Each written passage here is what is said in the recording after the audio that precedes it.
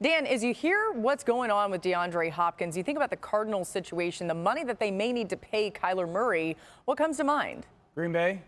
The Packers should call Arizona. That's what I would do.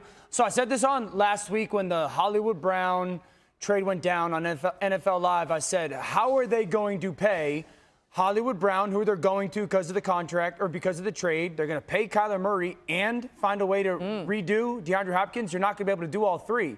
And if I'm Arizona, I'm sitting here going, I lose DeAndre Hopkins for a third of the season. This is a way for me to find a way to get your money off of my books. And if I'm Green Bay and I could take a draft pick and send it to Arizona, now his contract I think is like $18 million this year, so that's a big number. But I don't need you for the first 6 games. I'm in the playoffs because the conference is weak.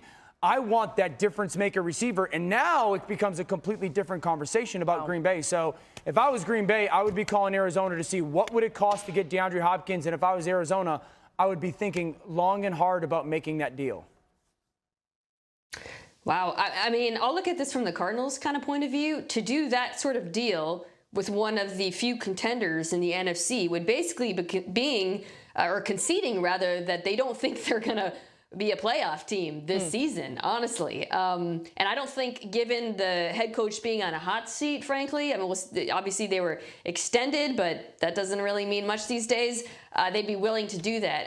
I thought I had about the Cardinals, though, ever since Adam broke the news at the beginning of the show, is when Cliff Kingsbury came in, everyone expected, air raid, and we saw a lot of that 10 personnel.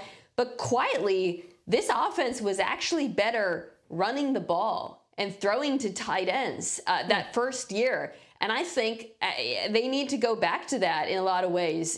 This is not a team that can roll out 4 wide receivers. This is a team that drafted Trey McBride, who I thought was the best tight end in the draft.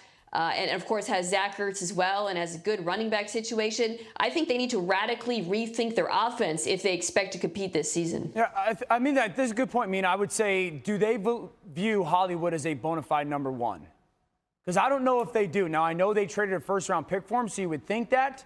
But I don't know if they view him as the same scheme changer that DeAndre Hopkins is. Last year, Kyler was 8-2 as their starting quarterback with DeAndre Hopkins. He was 1-4 without him.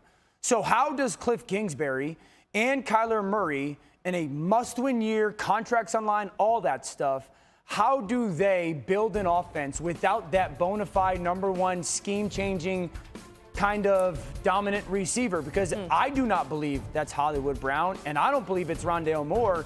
So if they go to a 12 offense, you're also playing to what I would say is not your quarterback's strength. That's interesting. And Mina, when you think about Hollywood Brown and the way that you look at him, is he a bona fide number one? I realize maybe some of that's left to be figured out, but right now. Yeah.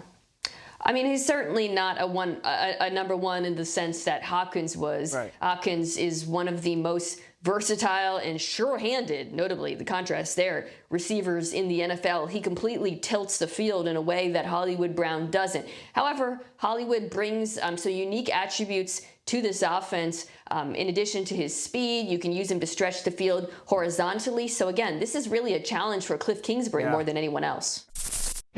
Thanks for watching ESPN on YouTube. For live streaming, sports, and premium content, subscribe to ESPN+.